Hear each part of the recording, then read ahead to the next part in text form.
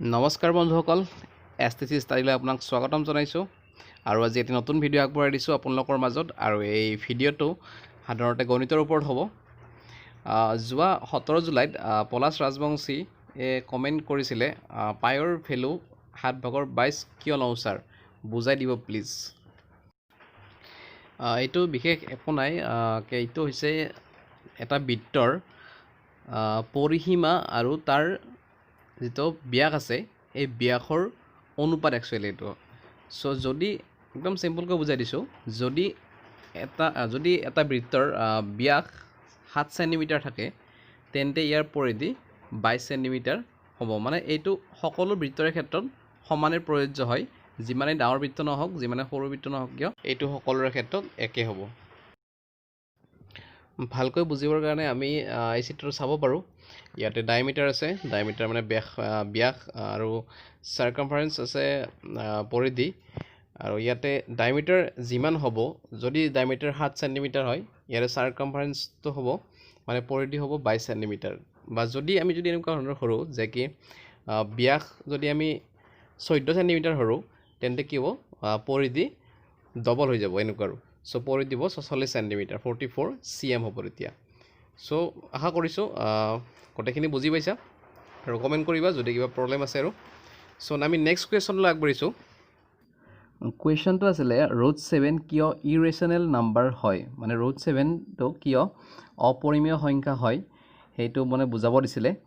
চ' আমি প্ৰথমতে পৰিমেয় সংখ্যা কাক বোলে এইটো প্ৰথমতে জানি ল'ব লাগিব যে পৰিমেয় সংখ্যা হ'বলৈ হ'লে এটা সংখ্যাৰ কি কেৰেক্টাৰিষ্টিক্স থাকিব লাগিব সেই বস্তুটো আমি জনাটো দৰকাৰ প্ৰথমতে। চ' ইয়াতে আমি দেখিবলৈ পাইছোঁ যে পৰিমেয় সংখ্যা হ'বলৈ ইয়াক ভগ্নাংশত প্ৰকাশ কৰিব পৰা হ'ব লাগিব। নাম্বাৰ 1 কণ্ডিশ্যন আছে ইয়াতে।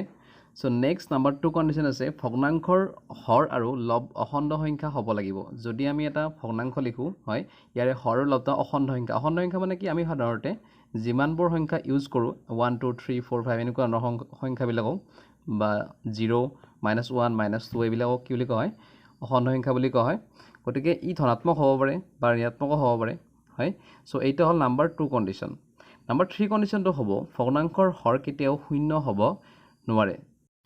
যদি কোনোবা এটা ভগ্নাংশত হৰ শূন্য হয় তেন্তে তাৰ এনচাৰটো আমি নাপাওঁ বা ইয়াৰে এনচাৰ অসীম বুলি ধৰা হয়। ই যিকোনো এনচাৰ হ'ব পাৰে। চ' এইটো এটা সঠিক এটা সংখ্যা পোৱা নাযাব যাৰ বাবে হৰটো কেতিয়াও শূন্য নহয়। গতিকে √7 সংখ্যাটোৱে ইয়াৰ 3টা কণ্ডিশ্যনৰ এটাও ফুলফিল নকৰে। আমি যদি নাম্বাৰ 1 কণ্ডিশ্যনটো আছিলে ইয়াত ভগ্নাংশত প্ৰকাশ কৰিব পৰা হ'ব লাগিব, কিন্তু √7টোক ভগ্নাংশত প্ৰকাশ কৰিব নোৱাৰি। আমি যদি ইয়াক কেলকুলেটৰ মাৰি চাওঁ, মই এটা ভিডিঅ' দেখাই দিছোঁ ইয়াতে, যদি √7ৰ আমি মানটো উলিয়াব চেষ্টা কৰিম ইয়াতে। চ' √7 ইকুৱেল টু 2.64575131 এনেকৈ হয়। চ' এইখিনি হ'ল মান √7ৰ। চ' এটা নিৰ্দিষ্ট মান নাই ইয়াৰে, যাৰ বাবে আমি √7টো আমি পৰিমেয় সংখ্যা বুলি ক'ব নোৱাৰোঁ। আকৌ আমি ইয়াতে এটা সৰু উপায়েৰে আমি এইটো পৰিমেয় সংখ্যা হয় নে নাই ওলাব পাৰোঁ। ইয়াতে 2.64 মানে দশমিকৰ পিছত থকা সংখ্যাবিলাকৰ যদি ৰিপিটেশ্যন নহয়, ৰিপিট যদি নহয় সেইবিলাক সংখ্যা, তেতিয়াহ'লে তাক আমি কি বুলি ধৰোঁ, অপৰিমেয় সংখ্যা বুলি ধৰোঁ। যেনে 2.64 আছে, 64575, গতিকে সকলোবিলাক কি হৈছে বেলেগ বেলেগ হৈ আছে, বেলেগ বেলেগ সংখ্যা আমি পাই আছোঁ। গতিকে এনেকুৱা যদি হয় তেতিয়াহ'লে সেইটো আমি অপৰিমেয় সংখ্যা বুলি কওঁ। আৰু যদি ৰিপিটেশ্যন হয়, যদি 645 645 645 এনেকৈ ওলাই থাকে তেতিয়াহ'লে তাক কি বুলি ধৰা হ'ব, পৰিমেয় সংখ্যা বুলি ধৰা হ'ব। আশা কৰিছোঁ দুটা কুৱেশ্যনৰ এনচাৰে বুজি পাইছে আৰু আগলৈ এনেকৈ কমেণ্ট কৰি থাকিব যদি কিবা প্ৰব্লেম থাকে। চ' আমি আমাৰ সাধ্য অনুসাৰে চেষ্টা কৰিম উত্তৰ দিবলৈ।